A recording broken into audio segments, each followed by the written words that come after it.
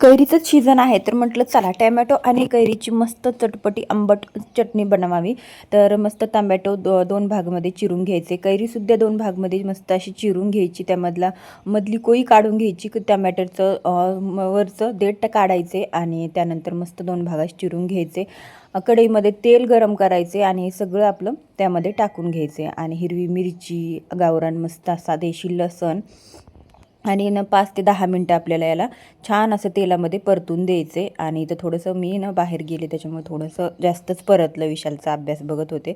आणि त्यानंतर हे साल्टे आपल्याला काढून घ्यायचे आहेत मस्त, आणि वरचे टमॅटोचे, आणि त्यानंतर ही जे काही गर आहे ना ह्याचा कैरीचा तर ते सुद्धा काढून घ्यायचं आहे, आणि कैरीचं साल्ट आहे ना तर ते आपल्याला काढून घ्यायचे आणि मस्त असं हे आपल्याला पेस्ट बनवायची, ह्याची बारीक मिक्सरला वाटून घ्यायचं आहे। मी बारीक मिक्सरला वाटून घेतलं आहे।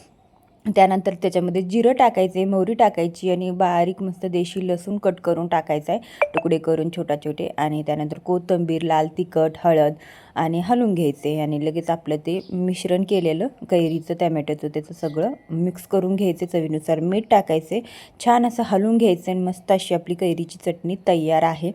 तर ही तुम्ही भाताबरोबर, खिचडीबरोबर, मसाले भाताबरोबर किंवा चपाती भाकरीबरोबर खाऊ शकता, खूप टेस्टी लागते। एकदा नक्की ट्राय करून बघा। व्हिडिओला लाईक करा, शेअर करा आणि चॅनलवर नवीन असाल तर सबस्क्राईब। भेटू नवीन व्हिडिओमध्ये, बाय बाय।